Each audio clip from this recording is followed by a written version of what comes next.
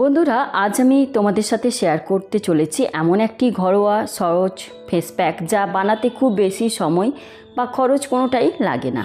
আর এই ফেস প্যাকটি তোমার ত্বককে দিতে পারে ইনস্ট্যান্ট ফ্রেশ লুক। ত্বকের উপরে জমে থাকা ময়লা, মৃত কোষ পরিষ্কার করতে, স্কিনকে আরও মসৃণ দেখাতে, মুখে একটি প্রাকৃতিক গ্লো আনতে এই প্যাকটি সাহায্য করে। তো আজকের এই ভিডিওতে আমি ধাপে ধাপে দেখাবো কীভাবে এই প্যাকটি তৈরি করছি, কীভাবে ব্যবহার করতে হবে, আর এর প্রতিটি উপাদান ত্বকের জন্য কী ধরনের উপকার করতে পারে। তো নিয়মিত স্কিন কেয়ারের পাশাপাশি মাঝে মাঝে এই ধরনের হোমমেড প্যাক ব্যবহার করলে ত্বকে একটি প্রাকৃতিক গ্লো আসতে পারে এবং মুখ অনেক বেশি সতেজ দেখাতে পারে। চলো তাহলে শুরু করা যাক। তো আমি এখানে নিয়ে নিচ্ছি 1 চামচের মতো চিনি। আমি এখানে গোটা চিনি ইউজ করেছি। তো চাইলে তোমরা কিন্তু এখানে গুঁড়ো চিনি ইউজ করতে পারো, কারণ গুঁড়ো চিনি না তা খুব তাড়াতাড়ি মেল্ট হয়ে যায় প্যাকটার সাথে, আর এরকম দানা চিনি মেল্ট হতে টাইম লাগে। তাই চেষ্টা করবে যে গুঁড়ো চিনি ইউজ করার। তো আমি এখানে এরকম গোটা চিনি ইউজ করেছি। তো চিনি একটি প্রাকৃতিক এক্সফোলিয়েটর হিসাবে কাজ করে। এটি ত্বকের উপরে জমে থাকা মৃত কোষ দূর করতে সাহায্য করে এবং স্কিনকে মসৃণ ও উজ্জ্বল দেখাতে সাহায্য করে। এরপর যেটা নেব সেটা হচ্ছে টমেটো।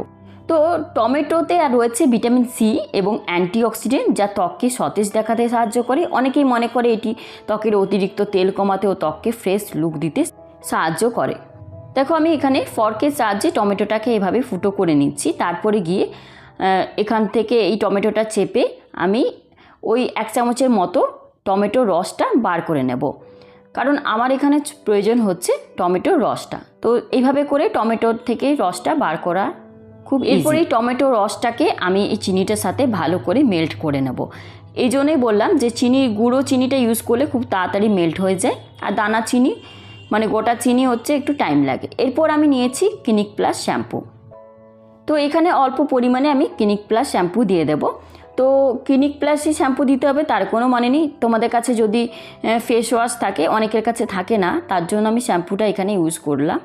তবে তোমাদের কাছে যদি ফেস ওয়াশ থাকে তো ফেস ওয়াশও 1 চামচের মতো তোমরা এখানে দিয়ে দিতে পারো। আর যে কোনো ধরনের শ্যাম্পুও তোমরা ফেস ওয়াশের পরিবর্তে ইউজ করতে পারো। শ্যাম্পু বা ফেস ওয়াশ ইউজ করার পর কিন্তু দেখবে যে এটা একটা ক্লিন ফিলিং দেয়।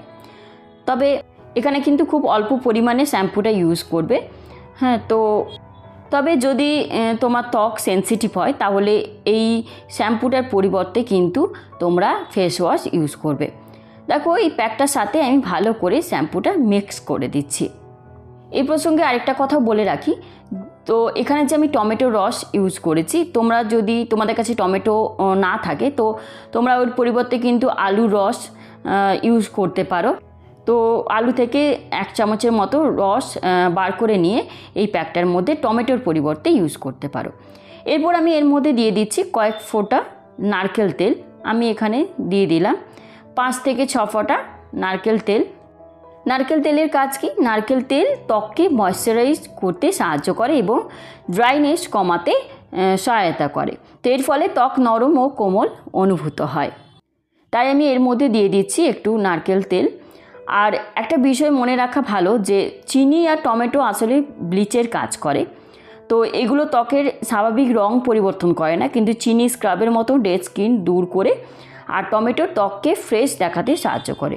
তো ডেড স্কিন সরে গেলেই মুখ কিছুটা উজ্জ্বল দেখাতে পারে, কিন্তু এটাকে ঠিক ব্লিচিং বলা যাবে না, তবে ব্লিচের মতো কাজ করে।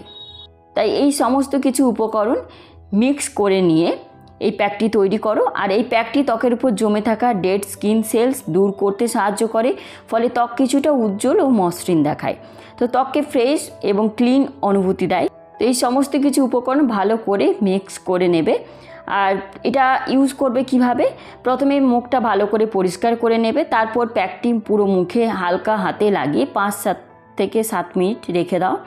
তারপর আঙুলে সামান্য জল নিয়ে 1-2 মিনিট আস্তে আস্তে মাসাজ করো, স্ক্রাব করো। আর তারপর পরিষ্কার জল দিয়ে মুখটা ধুয়ে ফেলো। সপ্তাহে 2 বার ব্যবহার করলেই যথেষ্ট।